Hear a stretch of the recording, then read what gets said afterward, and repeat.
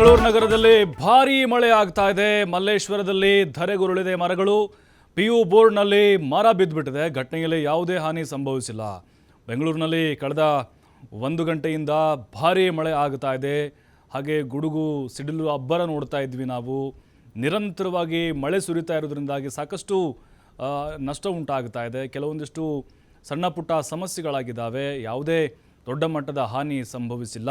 ಕೆಲವು ಕಡೆಗಳಲ್ಲಿ ವಿದ್ಯುತ್ ವ್ಯತ್ಯಯ ಉಂಟಾಗಿದೆ. ಕೆಲವು ಭಾಗಗಳಲ್ಲಿ ಬೃಹತ್ತಾಗಿರುವಂತಹ ಮರಗಳು ಧರೆಗೆ ಉರುಳಿದ್ದಾವೆ. ಅಲ್ಲಲ್ಲಿ ವಾಹನ ಸವಾರರು ಕೂಡ ಪರದಾಡುವಂತಹ ಪರಿಸ್ಥಿತಿ ನಿರ್ಮಾಣ ಆಗಿದೆ. ಮಲ್ಲೇಶ್ವರದಲ್ಲಿ ಭಾರೀ ಮಳೆ ಆಗ್ತಾ ಇದೆ. PU ಬೋರ್ಡ್ ಹತ್ರ ಮರ ಬಿದ್ದುಬಿಟ್ಟಿದೆ, ನೆಲಕ್ಕುರುಳಿದೆ. ಘಟನೆಯಲ್ಲಿ ಯಾವುದೇ ಹಾನಿ ಸಂಭವಿಸಿಲ್ಲ. ಯಾಕೆಂದರೆ ಬಿಸಿಲಿನ ಧಗೆ ಹಂಗಿತ್ತು. ಪಕ್ಕಾ ಮಳೆ ಬರುತ್ತೆ ಅನ್ನುವಂಥ ಲೆಕ್ಕಾಚಾರ ಶುರುವಾಗಿತ್ತು. ಬೆಳಗ್ಗೆ 8 ಗಂಟೆಗೆ ಶುರುವಾಗಿತ್ತು ರಣರಣ ಬಿಸಿಲು. ಅದರ ಎಫೆಕ್ಟ್ ಸಂಜೆ ಮಳೆ ಬರುತ್ತೆ ಅನ್ನುವಂಥದ್ದು ಕೂಡ ನಿರೀಕ್ಷೆ ಮಾಡಲಾಗಿತ್ತು. ಈಗ ಬೆಂಗಳೂರಿನಲ್ಲಿ ಧಾರಾಕಾರವಾಗಿ ಮಳೆ ಸುರಿತಾ ಇದೆ. PU ಬೋರ್ಡ್ ಇದೆ ಅಲ್ವಾ, ಅಲ್ಲಿ ಮರವೊಂದು ಬಿದ್ದುಬಿಟ್ಟಿದೆ. ವಾಹನ ಸಂಚಾರಕ್ಕೆ ಕೆಲ ಕಾಲ ಅಡಚಣೆ ಕೂಡ ಉಂಟಾಯಿತು. ಕೆಲವು ಕಡೆಗಳಲ್ಲಿ ಟ್ರಾಫಿಕ್ ಸಮಸ್ಯೆ ಕೂಡ ಉಂಟಾಯಿತು. ನೋಡ್ತಾ ಇದ್ದೀವಿ ನಾವು ಮರ ಬಿದ್ದಿದ್ದನ್ನು. PU ಬೋರ್ಡ್ ಹತ್ರ ಇದು. ಅದೃಷ್ಟವಶಾತ್ ಯಾವುದೇ ಹಾನಿ ಅಲ್ಲಿ ಸಂಭವಿಸಿಲ್ಲ. ಮಳೆ ಬರ್ತಾ ಇದ್ದಿದ್ದರಿಂದಾಗಿ ಎಲ್ಲರೂ ಕೂಡ ಒಳಗಡೆ ಇದ್ದರು. ನೋಡಿ ನೀರು ಹೆಂಗೆ ನಿಂತ್ಕೊಂಡ್ಬಿಟ್ಟಿದೆ ಕಂಪ್ಲೀಟಾಗಿ ಅಂತ.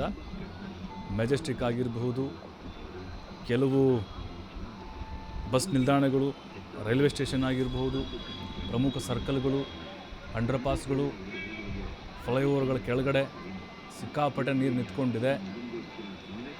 ಅದರಲ್ಲೂ ಸಂಜೆ ಡ್ಯೂಟಿ ಮುಗಿಸಿ ಮನೆಗೆ ಹೋಗುವಂಥವ್ರು ಸಿಕ್ಕಾಪಟ್ಟೆ ಪರದಾಡುವಂತಹ ಪರಿಸ್ಥಿತಿ ನಿರ್ಮಾಣ ಆಯಿತು. ಬೇರೆ ಬೇರೆ ಊರುಗಳಿಗೆ ತೆರಳುವಂತಹ ಪ್ರಯಾಣಿಕರು ಕೂಡ ಹೈರಾಣಾಗ್ಬಿಟ್ರು. ಯಾಕೆಂದರೆ ಬಸ್ ಸ್ಟಾಪ್ ಒಳಗಡೆ ಕಂಪ್ಲೀಟಾಗಿ ನೀರು ಆವರಿಸಿಕೊಂಡ್ಬಿಟ್ಟಿದೆ. ಈಗ ಬರೀ 1 ಗಂಟೆ ಮಳೆ ಇದು ಎಷ್ಟು ಅವಾಂತರವನ್ನು ತಂದೊಡ್ಡಿದೆ ಬೆಂಗಳೂರಿನಲ್ಲಿ. ಇನ್ನೂ ಕೂಡ ಮಳೆ ಸುರಿತಾ ಇದೆ. ಅಲ್ಲಲ್ಲಿ ಮರಗಳು ಧರೆಗುರುಳಿದ್ದಾವೆ. ಮೆಜೆಸ್ಟಿಕ್, ಅದರಲ್ಲೂ KSRTC ಬಸ್ ನಿಲ್ದಾಣದಲ್ಲೂ ಕೂಡ ಪ್ರಯಾಣಿಕರು ಪರದಾಡಿದರು. ಇನ್ನು PU ಬೋರ್ಡ್ ಹತ್ರ ಮರವೊಂದು ಬಿದ್ದಿದೆ. ಅಂದರೆ PU ಬೋರ್ಡ್ ಮುಂದೆನೇ ಬಿದ್ದಿದ್ದರಿಂದಾಗಿ ಅಲ್ಲಿ ಅದು ರೋಡ್ ಮೇಲೆ ಏನಾದರೂ ಬಿದ್ದಿದ್ರೆ ಖಂಡಿತ ಅಲ್ಲಿ ಅನಾಹುತ ಆಗ್ತಾ ಇತ್ತು. ಅದರ ಜೊತೆಗೆ ಮಳೆ ಬರುವ ಮುನ್ಸೂಚನೆ ಇದ್ದಂಥ ಹಿನ್ನೆಲೆ ಎಲ್ಲರೂ ಕೂಡ ಒಳಗಡೆ ಸೇಫ್ ಆಗಿದ್ದರು. ಸಣ್ಣ ಪುಟ್ಟ ಡ್ಯಾಮೇಜಸ್ ಆಗಿದೆ ಅಲ್ಲಿ ಬೈಕ್ಗಳಿಗೆ. ಅಲ್ಲಿ ಏನು ಹೊರಗಡೆ ಪಾರ್ಕ್ ಮಾಡಿದರು, ಅದು ಬಿಟ್ಟರೆ ಬೇರೆ ಯಾವ ದೊಡ್ಡ ಮಟ್ಟದ ಹಾನಿ ಕೂಡ ಆಗಿಲ್ಲ.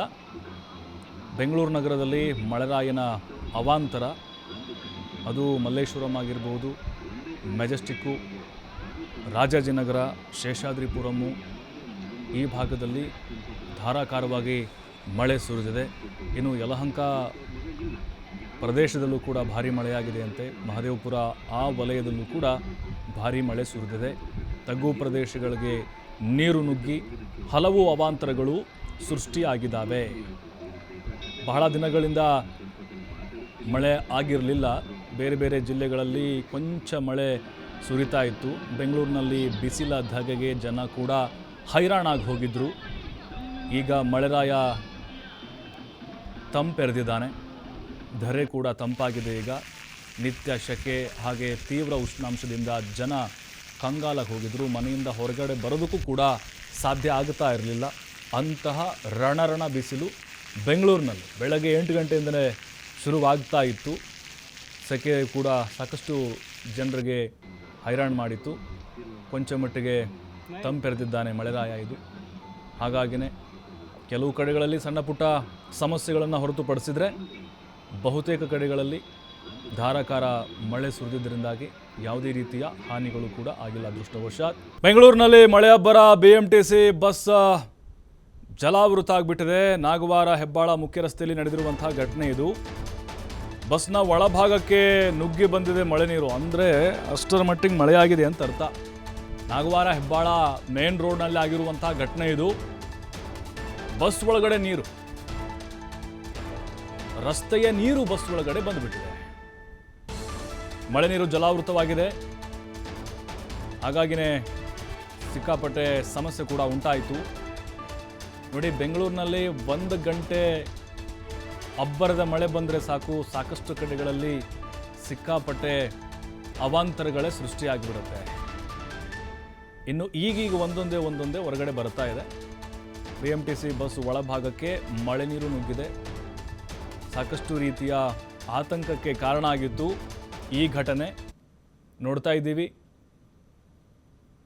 ಪ್ರಯಾಣಿಕರಿದ್ದಾರೆ ಒಳಗಡೆ. ಕೆಲವೊಂದಿಷ್ಟು ಅವರು ಏನೇನೋ ವಸ್ತುಗಳನ್ನ ತೆಗೆದುಕೊಂಡು ಬಂದಿದ್ರು, ಎಲ್ಲ ತೇಲ್ಕೊಂಡು ಹೋಗ್ತಾ ಇದ್ವು. ರಸ್ತೆಯ ಮೇಲೆ ಹರಿತಾ ಇದ್ದಂಥ ನೀರು ಬಸ್ನ ಒಳಗಡೆ ಬಂದಿದೆ.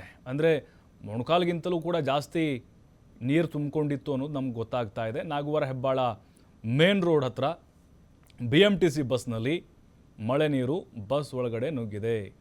ಭಾಳ ಪ್ರಯತ್ನ ಮಾಡಿದರು ಡ್ರೈವರಲ್ಲಿ, ಹಾಗೂ ಹೀಗೂ ಆ ಮಳೆ ನೀರಿಂದ ತಪ್ಪಿಸ್ಕೋಬೇಕು ಅಂಥೇಳಿ. ಆದರೆ ಸಾಧ್ಯ ಆಗಲಿಲ್ಲ, ಲಾಕ್ ಆಗಿಬಿಟ್ರು. ಅಂದರೆ ಅಲ್ಲಿ ಡೋರ್ ಇತ್ತಲ್ವಾ, ಹಿಂದೆ ಮುಂದೆ ಎರಡೂ ಡೋರ್ಗಳಿಂದಲೂ ಕೂಡ ನೀರು ಒಳಗಡೆ ಬರ್ತಾನೆ ಇತ್ತು. ಇನ್ನು ಸಹಜವಾಗಿ ಪ್ರಯಾಣಿಕರಿಗೆ ಆತಂಕದ ಪರಿಸ್ಥಿತಿ ನಿರ್ಮಾಣವಾಗಿತ್ತು. ಮತ್ತಷ್ಟು ಮಾಹಿತಿ ಗಣೇಶ್ ನೀಡ್ತಾರೆ. ಗಣೇಶ್, ನೋಡ್ತಾ ಇದ್ದೀವಿ ಸಿಡಿಲಬ್ಬರ ಧಾರಾಕಾರ ಮಳೆ ಬೆಂಗಳೂರಿನಲ್ಲಿ ಏನೆಲ್ಲ ಅವಾಂತರಗಳನ್ನು ತಂದೊಡ್ಡಿದೆ ಈ ಕ್ಷಣಕ್ಕೆ ಅಂತ? ಪ್ರಭು, ಮುಖ್ಯವಾಗಿ ಮರಗಳು ಧರೆಶಾಹಿಯಾಗಿರುವಂತದ್ದು. ಈಗಾಗಲೇ ಏನು SLC ಬೋರ್ಡ್ ಇದೆ ಮಲ್ಲೇಶ್ವರಂ, ಅಲ್ಲಿ ಒಂದು ಮರ ವಾಹನಗಳ ಮೇಲೆ ಬಿದ್ದಿದೆ. ಕೆಲವು ವಾಹನಗಳು ಜಖಮ್ ಆಗಿರುವಂತದ್ದು.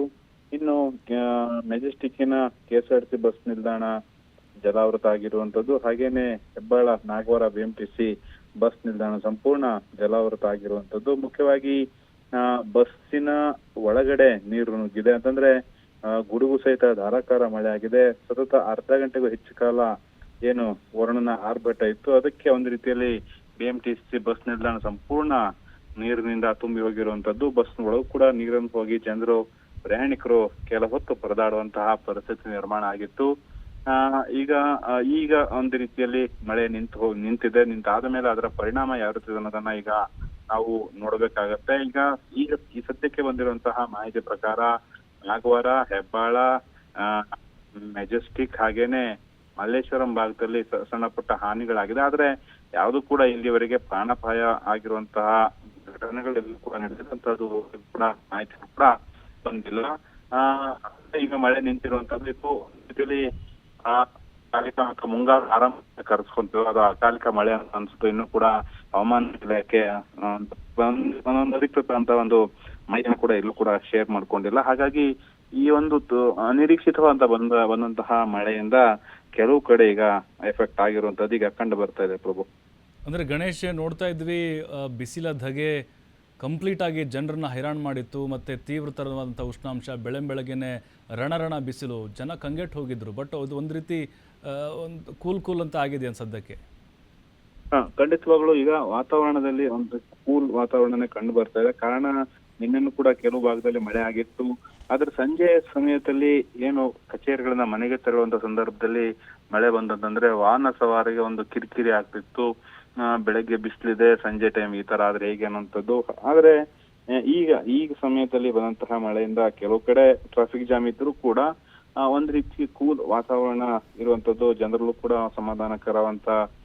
ಸಮಾಧಾನವನ್ನು ತಂದು ಕೊಟ್ಟಿದೆ. ಅಂದ್ರೆ ಮುಖ್ಯವಾಗಿ ಬಿಸಿಲಿನ ತಾಪಮಾನ ಅಷ್ಟಿತ್ತು ಬೆಂಗಳೂರಿನಲ್ಲಿ, ಆದ್ರೂ ಕೂಡ ಈ ಒಂದು ಬೇಸಿಗೆ ಅವಧಿಯಲ್ಲಿ ಬಿಸಿಲಿನ ತಾಪಮಾನ ಸಾಕಷ್ಟಿತ್ತು. ಮಳೆ ಮುನ್ಸೂಚನೆ ಆಗತ್ತೆ, ಈ ಬಾರಿ ಮುಂಗಾರು ಬಹುಬೇಗ ಬರುತ್ತೆ ಅನ್ನುವಂತಹ ಮಾಹಿತಿ ಕೂಡ ಹವಾಮಾನ ಇಲಾಖೆ ನೀಡಿರುವಂತಹ ಹಿನ್ನೆಲೆಯಲ್ಲಿ ಇವತ್ತು ಮಳೆ ಆಗಿರುವಂತದ್ದು ಸಹಜವಾಗಿ ಜನರಲ್ಲೂ ಕೂಡ ನಿಟ್ಟುಸಿರು ಬಿಡುವಂತ ಮಾಡಿದೆ. ಥ್ಯಾಂಕ್ ಯು ತಮ್ಮೆಲ್ಲ ಮಾಹಿತಿಗಾಗಿ ಗಣೇಶ್.